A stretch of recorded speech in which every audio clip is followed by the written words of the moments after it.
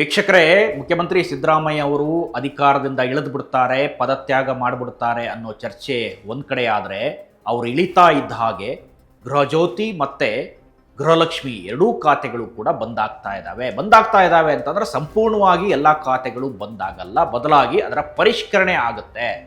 ಪರಿಷ್ಕರಣೆಯಲ್ಲಿ ಅನಧಿಕೃತ ಖಾತೆಗಳು ಏನಿದಾವೆ ಅವುಗಳನ್ನು ಕ್ಲೋಸ್ ಮಾಡ್ತಾರೆ ಅನ್ನೋ ಮಾಹಿತಿ ಗೊತ್ತಾಗಿದೆ.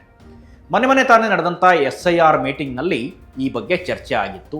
ಹಲವು ಅನಧಿಕೃತ ಖಾತೆಗಳು ಅಂದರೆ 2 ಲಕ್ಷಕ್ಕಿಂತನೂ ಅಧಿಕ ಅನಧಿಕೃತ ಖಾತೆಗಳು ಇದ್ದಾವೆ. ಅದರಲ್ಲಿ ಸತ್ತವರ ಹೆಸರಿನಲ್ಲೂ ಕೂಡ ಕೆಲವು ಖಾತೆಗಳಿದ್ದಾವೆ ಅನ್ನೋದು ಸರ್ಕಾರದ ಆರೋಪ. ಹಾಗಾಗಿನೇ ಸರ್ಕಾರದ ಬೊಕ್ಕಸಕ್ಕೆ ಲಾಸ್ ಆಗ್ತಾ ಇದೆ.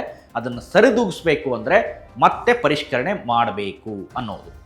ಒಂದಂತಕ್ಕೆ ನಿರ್ಧಾರ ಕೈಗೊಂಡಿದ್ರು, ಹೊಸ ಅರ್ಜಿಯನ್ನು ಕರಿಬೇಕು ಅಂತ. ಈಗ ಅಧಿಕಾರಿಗಳು ಮತ್ತಷ್ಟು ಸಜೆಷನ್ ಅನ್ನು ಕೊಟ್ಟಿದ್ದಾರೆ. ಹೊಸ ಅರ್ಜಿಯನ್ನು ಕರೆಯೋದರ ಬದಲಾಗಿ ಬಯೋಮೆಟ್ರಿಕ್ ಅನ್ನ ಮತ್ತೊಮ್ಮೆ ಕೊಡಬೇಕು. ಅಂದರೆ ಬೆರಳಚ್ಚು ತಂತ್ರಜ್ಞಾನವನ್ನು ಕರ್ನಾಟಕ 1 ಮತ್ತು ಬೆಂಗಳೂರು 1 ಕೇಂದ್ರಗಳಿಗೆ ಹೋಗಿ ಮಹಿಳೆಯರು ಮತ್ತೆ ಬೆರಳಚ್ಚು ತಂತ್ರಜ್ಞಾನವನ್ನು ಮಾಡಿದಲ್ಲಿ ಖಾತೆಗಳು ಆಕ್ಟಿವ್ ಇರುತ್ತವೆ. ಒಂದು ವೇಳೆ ನೀವು ಆ ರೀತಿ ಮಾಡಿಲ್ಲ ಅಂತ ಆದರೆ ನಿಮ್ಮ ಖಾತೆಗಳು ಫ್ರೀಸ್ ಆಗ್ತವೆ ಅನ್ನೋ ಮಾಹಿತಿ.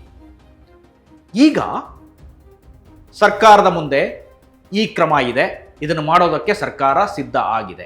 ಜನತೆ ಇದನ್ನು ಮಾಡಿಲ್ಲ ಅಂತ ಆದಲ್ಲಿ ನಿಮ್ಮ ಖಾತೆಗಳು ಫ್ರೀಸ್ ಆಗತ್ತೆ. ವಿರೋಧ ಪಕ್ಷಗಳು ಇದನ್ನೇ ದೊಡ್ಡದಾಗಿ ಟೀಕೆಯನ್ನು ಮಾಡ್ತಾ ಇದ್ದಾವೆ. ಏನು ಹೇಳ್ತಾ ಇದ್ದಾವೆ ಅಂತಂದ್ರೆ, ಗ್ಯಾರಂಟಿಯನ್ನ ಬಂದ್ ಮಾಡೋದಕ್ಕೆ ಇದು ಮೊದಲ ಹೆಜ್ಜೆ ಅನ್ನೋದು ವಿರೋಧ ಪಕ್ಷಗಳ ಆರೋಪ. ವೀಕ್ಷಕರೇ, ಈ ಬಗ್ಗೆ ನಿಮಗೇನನ್ಸುತ್ತೆ? ದಯವಿಟ್ಟು ಅದನ್ನು ಕಮೆಂಟ್ ಮೂಲಕ ತಿಳಿಸಿ.